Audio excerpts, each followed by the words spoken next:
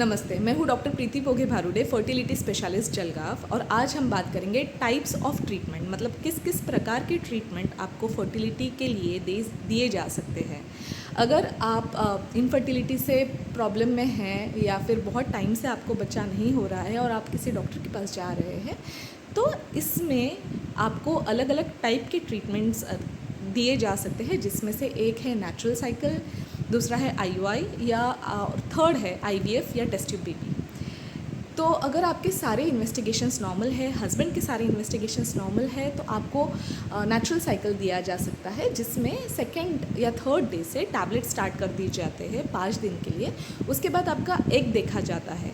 अगर एग बन गया है तो उसके बाद आपको ट्रिगर मतलब इंजेक्शन एग फोड़ने के लिए या तो देंगे, या अगर आपका एग अपने आप ही फूट रहा है तो शायद डॉक्टर्स नहीं भी देंगे।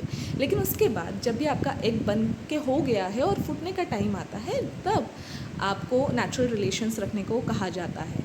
बहुत सारे कपल्स नेचुरल रिलेशंस में ही पॉजिटिव हो जाते हैं, जिसे मैंने कहा नेचुरल साइकिल कहते हैं। उसके बाद अगर किसी कपल में रिलेशंस रखने में प्रॉब्लम है या शुक्राणु की क्वालिटी थोड़ी बहुत कम ज़्यादा है, तो ऐसे टाइम में हम आईयूआई सजेस्ट करते हैं, लेकिन इनमें ट्यूब्स ओपन होने चाहिए रहते हैं। तो आईयूआई मतलब इंट्रा यूट्राइन इंसेमिनेशन, जिसके काफ़ी अच्छे चांसेस रहते हैं प्रेगनेंसी के, अराउंड 15 to 20% चांसेस होते हैं, और हर आईयूआई साइकिल में ये चांसेस बढ़ जाते हैं। लेकिन अगर ऐसा हो रहा है कि फर्स्ट टाइम में आपका आईयूआई पॉजिटिव नहीं आ रहा है या फेल गया है ट्रीटमेंट, तो आप 3 से 6 बार आईयूआई रिपीट कर सकते हैं। इसमें हम हस्बैंड के जो सैम्पल्स हैं वो लेके डायरेक्ट उसको वॉश करके उसके जो अच्छे वाले जो शुक्राणु होते हैं वो डायरेक्ट गर्भाशय में छोड़ते हैं, तो जिससे प्रेगनेंसी के चांसेस काफ़ी बढ़ जाते हैं।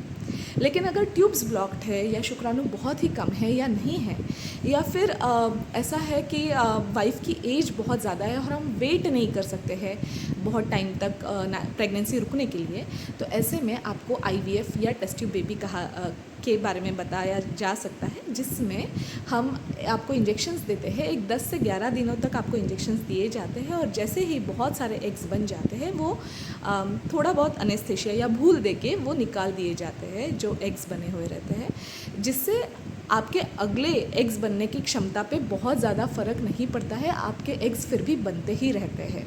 जो उस साइकिल के बने हुए एग्स है, बस वही निकाले जाते हैं, और उस बाहर हस्बैंड के सैम्पल्स लेके बाहर प्रेगनेंसी बनाई जाती है, और जो राइट टाइम रहता है, राइट टाइम पे वो प्रेगनेंसी डाल दी जाती है आपके गर्भाशय में, जिसे हम आईवीएफ या टेस्ट ट्यूब बेबी कहते हैं।